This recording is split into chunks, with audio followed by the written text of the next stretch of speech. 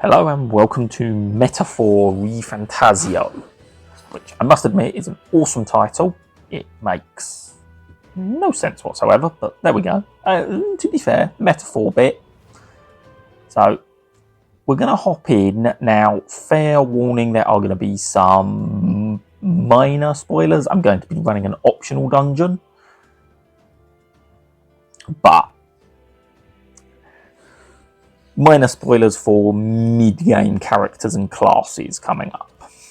Because this is an Atlus game, there is no point trying to talk about it until you're over 20 hours in, because they're ridiculous. Yeah, spawned my camera in a tree. So, essentially this game is going to follow the same pattern as a Persona game. You have a timed dungeon, you'll see up in the top right there. I've got 16 days to finish my current dungeon. I will do that quite comfortably. I enjoy that I can just use my sword as a skateboard. It is quite cool. And I can run around the village, pick up side quests, which is what the characters with that symbol are. I've spoken to them and got their side quest.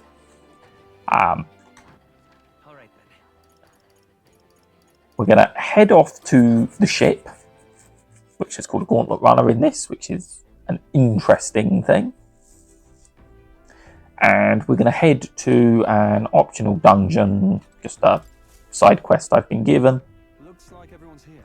Route map, because I have a feeling the dungeon I'm on has just done quite a big reveal, and I'm going to try and avoid too many spoilers, because if you're playing this, you're playing it for the plot. We'll face danger here. There is much to see. No, I want to do that one.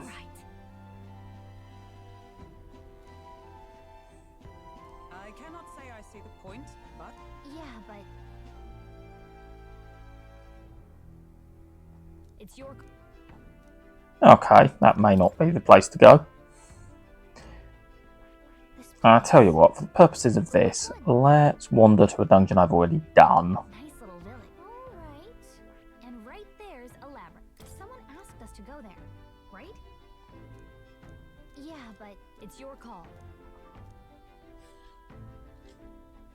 Which way should we go? great. So, and off we go. Now, joyous teleportation means I can get there quicker. What to pick? Now, while you're moving, you can do bond things. If you've played a Persona game, you'll be very familiar. Talk to your allies. I am going to, for the purposes of this, just read a book. All right.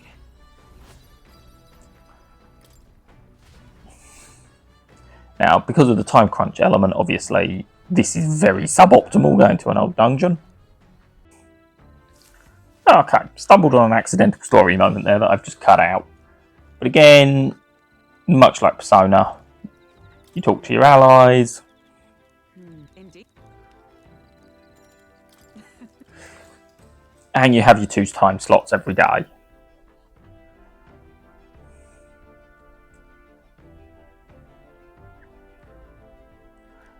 So, the story for this is really good. I have been really impressed by it. It's held my attention. I have struggled with some Atlus games in the past. And sometimes when you're sleeping, this is going to happen.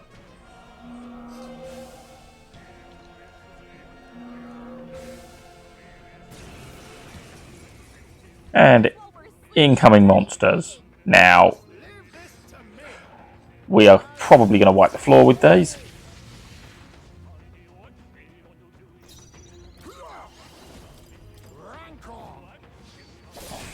So very Persona-esque combat. Again, if you've played anything along those lines, that's annoying. I'll cut you down. More enemies? You think you shall face me? Some darker arts. So turn-based, pick your ability, Royal sword.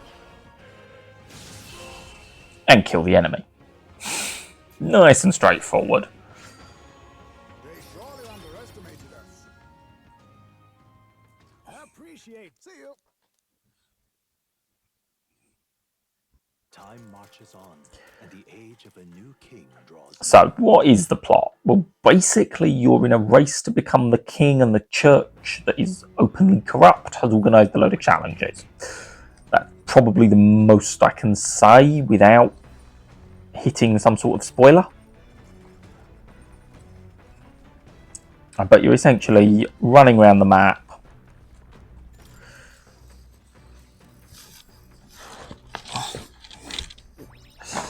slowly making progress, boosting your stats, and moving up the rankings to become king, essentially.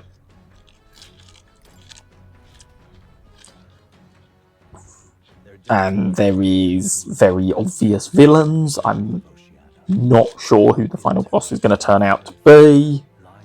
You can't just assassinate them because anyone with enough following is protected by magic that means you can't assassinate them.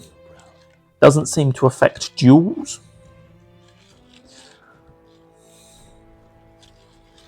So, in we go to this tomb. Okay then. Now, I'm a little bit over leveled for being here, but it should let me show off most of the combat. So the dungeon design ranges from really quite cool to kind of annoying. I have found some dungeons I haven't liked the setup of. It's going to come down to personal preference. Now, the addition I think should be in every JRPG from now on with turn-based combat. I will show when we get down these stairs because I think there's a Minotaur. Yeah, there we go. Is this ability. Now, it allows me to start a fight by doing a load of damage. Some darker arts.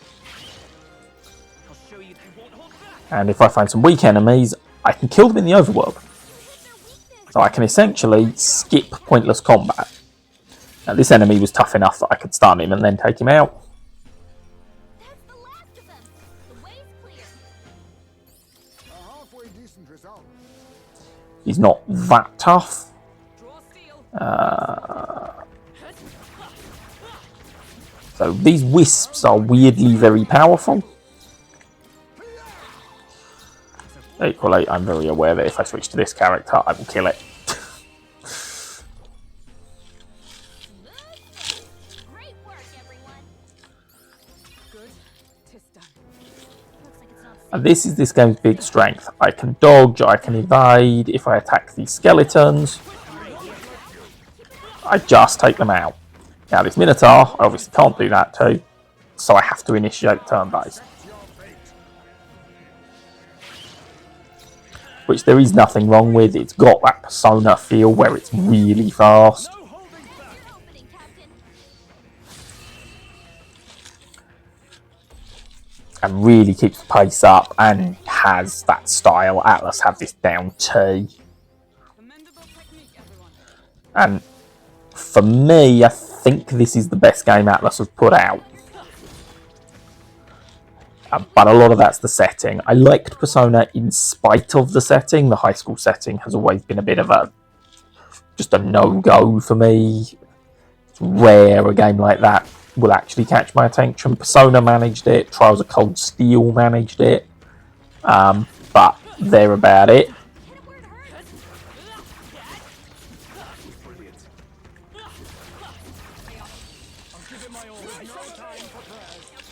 So this sort of medieval fantasy setting really suits me. The new archetype system, as opposed to the old demons, is really cool. They are really interesting. They learn some really unique abilities, and you have lots of options for hybridizing them. So if we have a quick look at my party members, we will look at Hulkenberg because she's got the most obvious one. And we look at her Magic Knight class.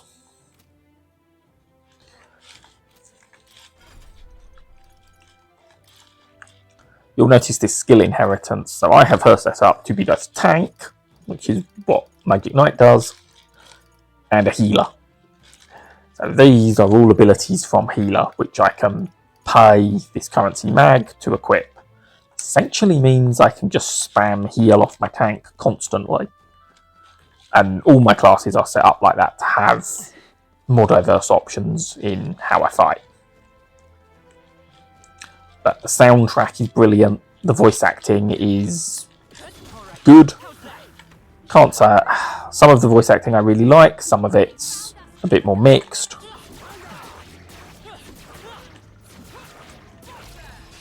You've no time for prayers. Oh, power of kings. But yeah, the story has had me enraptured from the start. Although, fair warning to anyone not familiar with Atlus style games, it took about 10 hours to get to sort of the primary gameplay loop of going around in the ship. That sort of opening bit is a long bit to get through. Worth getting through and quite enjoyable, but it's going to take you a while. So yeah, that's Metaphor ReFantazio. I'd be inclined to say it's possibly Atlus's best RPG yet, and given sort of Persona and SMT, that's saying something. It is what they're good at though, so expect a long, very anime heavy game. The characters are... I like most of them thus far. The three I've got with me,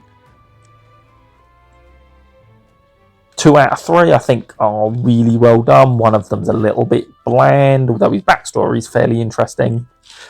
So, yeah, definite recommend. Possibly pushing Game of the Year, this. Anyway, I will see you next time.